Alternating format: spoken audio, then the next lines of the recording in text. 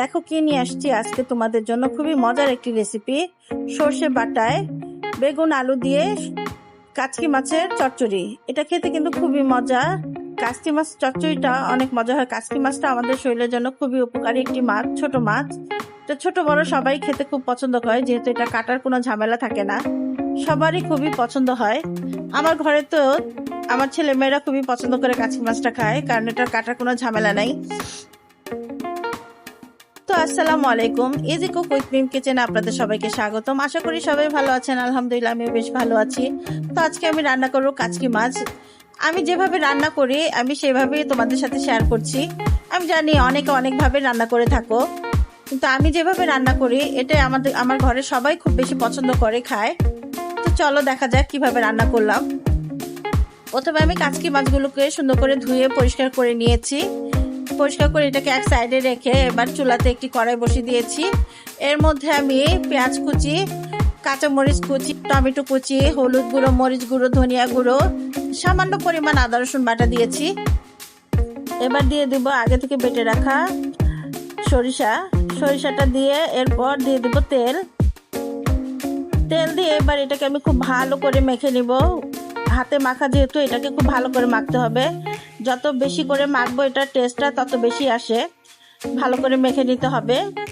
এটা আমি খুব সুন্দর করে মেখে নিয়েছি। এর যখন মাখা হয়ে যাবে তখন এটাকে আমি রেখে এর উপরে দিয়ে দিব আমি কেটে রাখা বেগুন আলুটা। দেখো আমি বেগুন আলু কিন্তু চিকন চিকন করে লম্বা লম্বা করে কেটে নিয়েছি। এবার এগুলোকে আমি খুব সুন্দর করে মেখে নিব।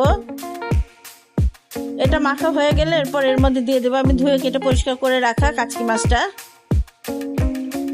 মাছটা দিয়ে আমি খুব আলতো করে একটু মেখে দিব, যেন মাছগুলো ভেঙে না যায়।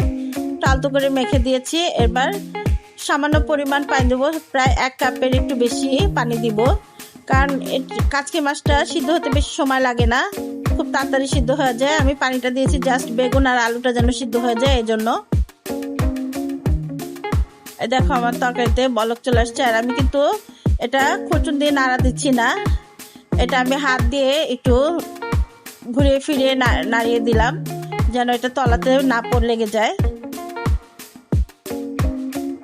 এই যে দেখো খুব আলতো করে আমি একটু নেড়ে দিয়েছি, যেন একেবারেই তলানিতে না লেগে যায় এই জন্য। দেখো আমার রান্নাটা কিন্তু কমপ্লিট হয়ে গেছে। খুব তাড়াতাড়ি হয়ে যায়, এটা ঝটপট রান্নার একটা রেসিপি, খুব তাড়াতাড়ি রান্নাটা কমপ্লিট হয়ে যায়। এখন ধনিয়া পাতা দিয়ে বাস এটা 1 মিনিটের মতো একটু ঢেকে রেখেছি, যেন ধনিয়া পাতার গ্রানটা এটার ভিতর সুন্দর করে ছড়িয়ে যায়।